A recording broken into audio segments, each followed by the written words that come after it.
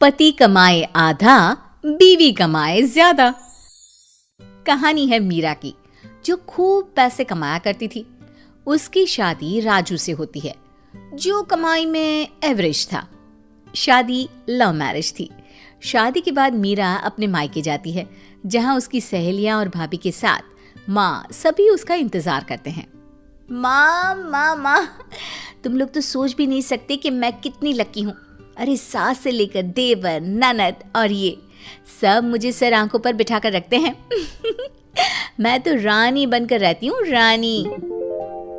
एक माँ के लिए इससे अच्छा क्या होगा कि उसकी बेटी ससुराल में खुश है। वैसे बेटा तुम बहुत खुश रहो, हमारी तो यही दुआ है। तभी भाभी कहती है, मैं आपके लिए चाय लाती हूँ मीरा। वैसे आप बहुत अच्छी लग रही हो शादी के बाद। हाँ, और ये देखिए, ये हार मैंने खरीदा है इस बार की सैलरी से। और आपको पता है, अगले महीने तो मैं कार खरीद रही हूँ।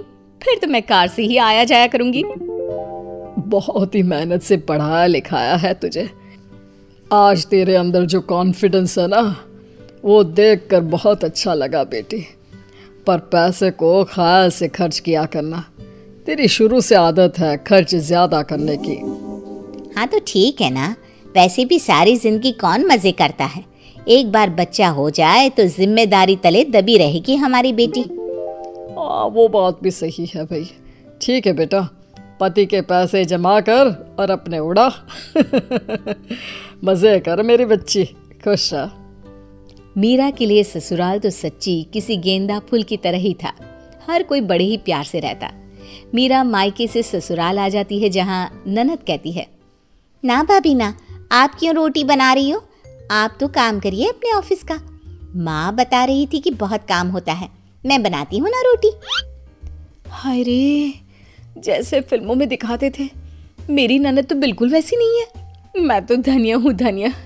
हे माँ, न जाने कौन से मोती दान किए होंगे। ये सारे लोग कितने अच्छे हैं। मीरा ननद को रोटी बनाने दे देती है और खुद कमरे में बैठी होती है कि सास हाथ में दूध का ग्लास लेकर आ जाती है। बहू, ये दूध पी ले, थक जाती होगी ना काम कर करके, क्यों? बहू को लगता है साक्षात माँ दुर्गा हाथ में दूध का ग्लास लेकर आ गई है। तो सास को बहू धन की देवी लक्ष्मी से कम नहीं लगती। माँ जी, ये आप क्या कर रही हैं? क्यों मेरे सर पर पाप चढ़ा रही हैं? अरे मेरी जिम्मेदारी है ना कि मैं आपका ख्याल रखूं, तो आप मेरे लिए दूध ला रही है। ये ठीक नहीं लगता माँ जी। लेकिन सास, अरे जिसके दिमाग में कोई और ही खिचड़ी पक रही होती है, वो बहू से कहती है, देख बहू, वो जमाने गए और ना ही मैं वो पिछड़े जमाने की सास हूँ जो बहू और बेटे में फर्क करूं। मेरे लिए तो बहू नहीं, बेटी है, बेटी। बहू को तो समझ में ही नहीं आता कि ये क्या हो रहा है।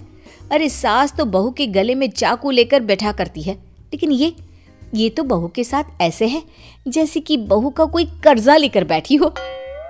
दिन ऐसे ही मीरा के लिए मजे के बीत रहे थे।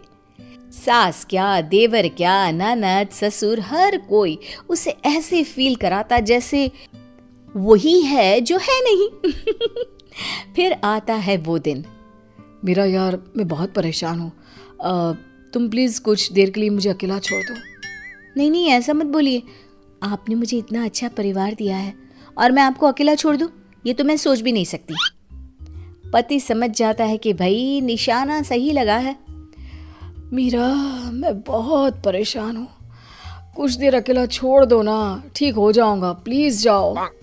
लेकिन मीरा की भी जिद थी कि वो पति के साथ ही रहेगी। अरे जाओ ना यार, क्या है, क्यों परेशान कर रही हो बार बार साथ रहने की जिद करके। मीरा को भी गुस्सा आ जाता है। वैसे भी पूरा परिवार शादी के बाद से ही उसे इतना पैम्पर कर रहा था कि उसे तो अब तेज आवाज में बात सुनने की आदत ही नहीं रही थी। ठीक है, मैं परेशान नहीं करूंगी, जा रही हूं, रहो अकेले। ये क्या, पति की तो सारी गेम ही खराब हो रही थी। अरे रुको रुको, मतलब इतना फोर्स कर रही हो तो बता देता हूँ। वो क्या है ना, मेरी नौकरी का कोई भरोसा नहीं है, सोच रहा हूँ बिजनेस कर लूँ। दूसरे लोगों की तरह ससुराल से पैसे लेना अच्छा नहीं लगता, क्या करूं? मीरा जो पूरी इमोशनल होती है, अरे ससुराल से क्यों लेना, मैं हूं ना, करो ना बिजनेस जो भी करना चाहते हो। तभी ननद रोते हुए भाई के पास आती है। अरे बहन क्या हुआ? भाई, मुझे ना आरव से प्यार है, लेकिन उसे तो हाई फाई लड़कियां पसंद है। भाई मुझे पैसे चाहिए। मीरा के लिए ये सब कुछ नया था। अरे जिस लड़की के पिता ने या माता ने उसे कभी ये नहीं जाहिर होने दिया कि पैसे की क्या कीमत होती है, उसे पैसे के लिए रोते लोगों को देखकर अजीब ही लगता है। क्या है यार, पैसे के लिए क्या रोना, वो तो इतने हैं मेरे पास, ले लो। सच्ची भाभी? सच? तुम मुझे पैसा दोगी मेरे बिजनेस के लिए? अरे हाँ हाँ जरूर दूंगी, क्यों नहीं दूंगी, तुम सब मेरा इतना ख्याल जो रखते हो। तभी ननद भी बोल पड़ती है। और भाभी, मुझे भी पैसे देंगी आप? हाँ, तुम तो मेरे हाथ से बेलन छीन लेती थी रोटी बनाने के लिए, आज के ज़माने में कौन करता है, मैं ज़रूर दूंगी तुम्हें पैसे। तभी वहाँ सास आ जाती है। अरे बहू, सोच रही हूँ कि ऊपर का पोर्शन बनवा लूँ, पर पैसे नहीं है। कम से कम 2 पोर्शन का मकान होगा तो किराया आएगा, लेकिन क्या करूँ, पैसे नहीं है। माँ जी कैसी बात कर रही हैं, मेरे पास सोने के गहने हैं ना, उसे लोन में रखकर मकान बनवा लेते हैं। आप लोग मेरे लिए कितना सोचते हैं, आप तो मेरे लिए कमरे में चाय लेकर आती हैं। भाई कौन साहस करती है आज के ज़माने में। सभी पर मीरा अपने पैसे लुटा देती है और पूरी तरह से खाली हो जाती है। मेरा मज़ा आ गया। अब तक दोस्तों से काम मांगता था, आज वो मुझसे काम मांग रहे हैं। लेकिन मैं क्या बताऊं, मेरी तो नौकरी ही छूट गई, मेरी कंपनी बंद हो गई है, अब मैं क्या करूं। हैं? क्या? अगले महीने से पैसे नहीं आएंगे?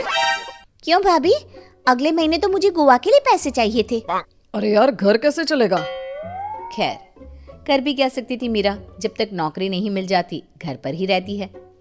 मीरा, तूने तो पैसे देने ही बंद कर दिए हैं और मैंने मकान बनवाने का काम शुरू भी कर दिया।